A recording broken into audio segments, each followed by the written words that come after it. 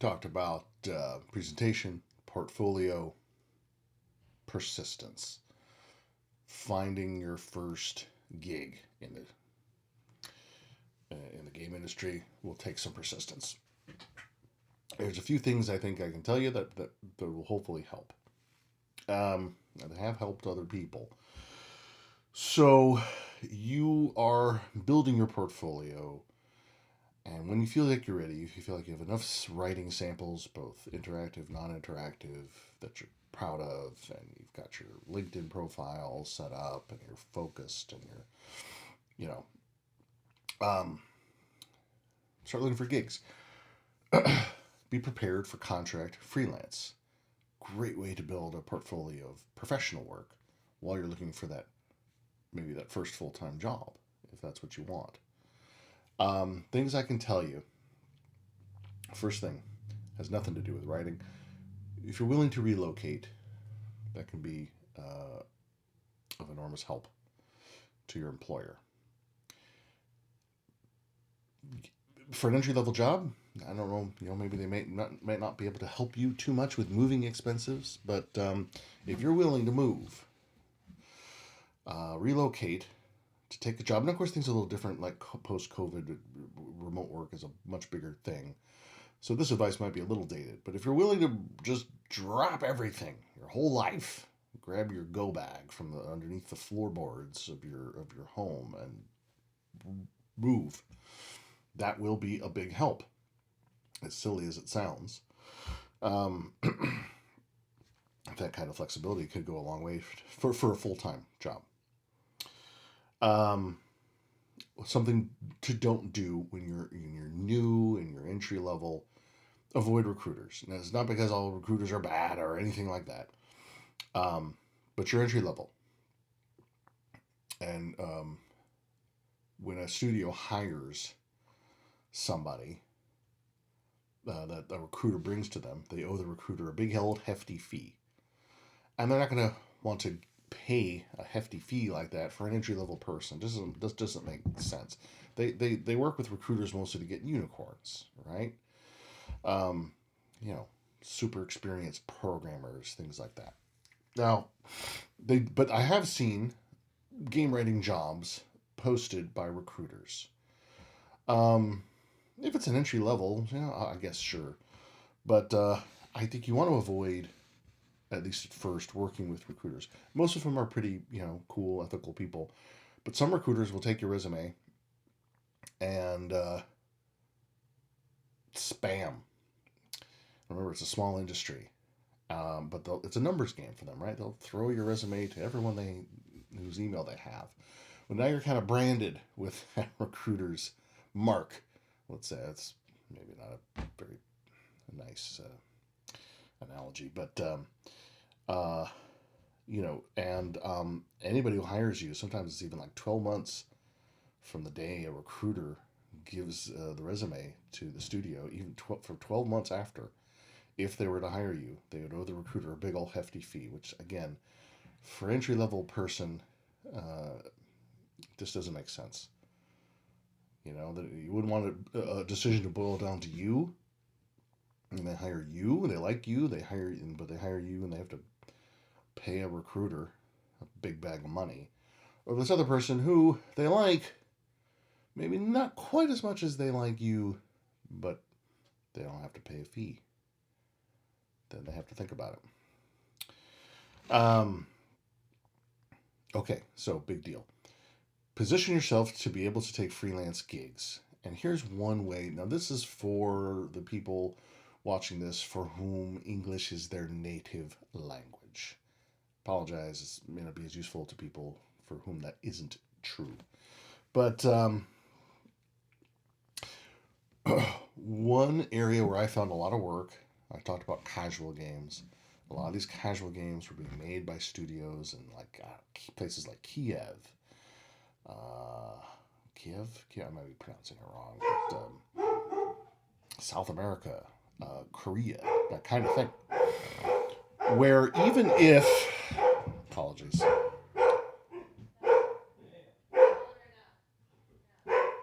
where even if the people of the studio have speak excellent English. There's just a huge difference between a native English speaker and someone for whom it's a second language. Idioms, slang, uh, all kinds of stuff, right? You can tell when you're playing a game where the story might be cool, but the dialogue's distracting. Because it was clearly written by someone with not a perfect command of the English language. Now, at the same time, so we still to this day we have even more. We have we have studios all over the world now, right? But what hasn't changed, that's been a big difference. We have the big game industry now in like Finland and all this other stuff. However, the United States, North America, Canada, United States, what we call North America, is still the single biggest market for almost every game. In other words, here in the US and Canada, the sales usually far outpace the sales you'll see in other countries. So, a typical game, it's localized, what they say, or translated into many languages. And you have SKUs. You have SKUs for North America. You have a SKU for Spain, Italy, Germany, France, maybe Russia, and more. But the amount of sales you might get in the country of France aren't going to compare to what you get in the United States of America. We're a big country. We buy a lot of video games. So these studios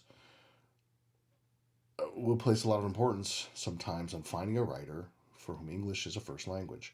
Now, at the same time, if it's a small studio, they simply don't have the overhead to hire a full-time writer, and it doesn't make sense because they're not going to need a writer for a small studio working on one game at a time. You just probably don't need a full-time writer year-round.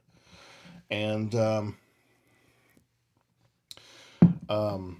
and even if even if maybe they have somebody connected to the project who's a native English speaker, they just don't have time. They're super busy doing their main job, programming, art, whatever. So it can make a lot of sense to hire a writer who has English as a first language and on a contract basis and have them do the writing. So if you're cold calling people, you can look at studios that are overseas, small studios making games, send an email, brief pitch. Hi, I'm so and so. I'm a narrative designer located in the United States. Maybe give your time zone, East Coast, West Coast, whatever. And I'm free. I'm open right now and available for work. And saw your game, thought it was cool. Wondered if you need any writing help. These early gigs could be as simple as translating broken English into English. It could be, that they are making the game, and we talked about that. They could be like halfway through making the game, and they have a story, but they're just long. They haven't had any time to pay attention to it. They're working on the gameplay and the art, and you can come in there with this process and kind of reverse engineer a story onto what they have. Maybe that they're in pre-design, and you can kind of jump in and try to use this process some to get them focused on the narrative design. And who knows, you'll feel it out. That's what I had to do. And I wasn't, these early gigs, I wasn't making a ton of money. These studios didn't have a big budget. Sometimes they're just people shoestringing it. But I had some professional credits to my name because I started working full time at a studio, and I was there 5 years. But as a freelancer, starting around 2006, 2007, it really helped. I was just cold calling casual studios. And even in the United States, there were certainly some in the United States that liked the idea of, that were open to the idea of outsourcing to a writer because everyone was on the project was so busy. But these studios overseas were a great source at the beginning of work. Not super highly paid, but you treat each job like it's the most important job and work really hard. I remember I told you it's a small industry. Word of mouth spreads. People move jobs, but they remember. They move from one studio to another, but they remember you. Um, and you build a reputation, and you build a list of professional credits, and now you can go after. What happened over time with me was just the clients got bigger, the projects got more. More I don't know what you call it, more sort of exciting or glamorous. I mean, but it started small. Um, Persistence. You just got to keep at it politely. Maybe cold emailing and that kind of stuff. Maybe we'll do a video on networking. I don't know how important it is. You gotta be a little careful, I think, when you're new, not to be too aggressive. I think I can totally understand. You're young, you're hustling, you want to, you got all kinds of enthusiasm. But when people don't know you, be a little patient with the networking. Start small. Start by going to amateur events, indie events in your town. Just get to know people naturally, and hopefully it'll kind of spiral from there. Maybe I'll do a whole video, but don't be too. I wouldn't be too aggressive with professionals like on LinkedIn, just trying to connect with them, or Facebook, and they don't know you. Would be somewhat chill about it. I know that's not a lot, but I think it'll help. It helped me. Basically, it's just treating every job like it's the most important. I'm gonna look up this actor's name because I want to give him credit for it. But I love this advice. So the actor is Mads. I want to say it's Mikkelsen, Danish actor. He played Hannibal Lecter in the TV series Hannibal. Wow, it's 2013, 2015 already. This is a while ago. But he's like, I don't think too much about my career. I think about what I'm doing at that moment, what project I'm on, and if I work really, really hard on that project to do the best I can do, then when it's over, I'm something that I'm proud of. And if I keep doing that over and over again, then I think I'll have had a great career. But when I'm working on something, I'm not thinking ahead. I'm there. And I like that. And I feel like, when I look back at some of the games I've worked on, some of them, 100% you've never heard of them. And if I ever met anybody in the wild that remembered them, besides the people who worked on them, I'd be shocked. But I can think back and I can look at those and I can think about how I put in the effort. I really wanted it to be good. It's a reflection on me. It's a reflection on everybody. Their faith in me. They put a lot of faith in you as a writer. A lot of trust. It can be a hard decision for them to make. And I know, I'm used to my clients being pleased with my work, and that makes me happy that they're happy. And I do, I get a lot of repeat work from people. Even sometimes they leave one studio and go to another, and I'll hear from them and at their new studio, their new project, and we'll work together some more. And it snowballs over time. You'll build a sort of a clientele. A lot of them will be repeat customers. And that's if you're freelancing. Now, the full-time jobs, I see a lot of those job postings on LinkedIn. There's also gamedeveloper.com. I think I see job postings there. It used to be a long time ago. It was called gamasutra.com, and they changed.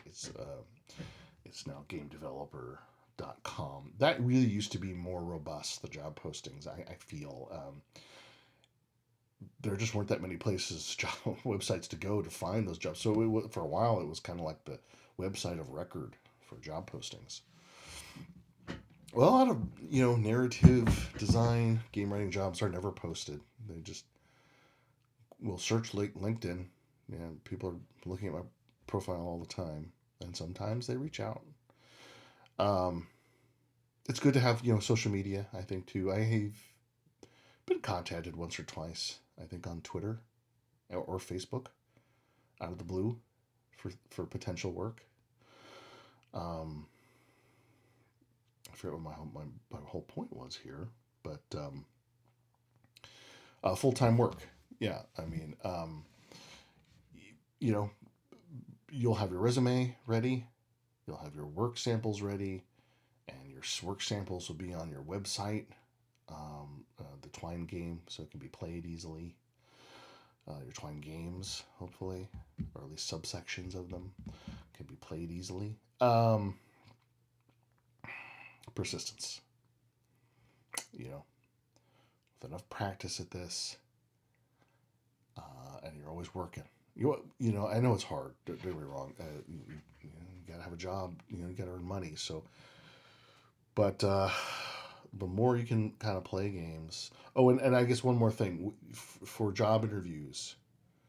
Be prepared to talk about your favorite narrative-driven games, why you love them, and maybe have some intelligent critiques about what they might have done better, not in an arrogant way, or in a way that's derogatory towards the people who made it. For all you know, the people interviewing you worked on those games, right? But I'll tell you something else. There's a kind of a pioneer in our industry, a luminary, Noah Falstein. He said something really interesting once. He's like, if you were to go to a professional food critic and ask them about a restaurant, and you were curious about this restaurant, and they would say, "Oh, it's good. No, the food's good." "Oh, really? Well, what did you like about it?" "I don't know. It was just yummy." You may not think that much of that person as a professional food critic, okay? But if they were to be able to really tell you precisely why they enjoyed it, I don't know, food.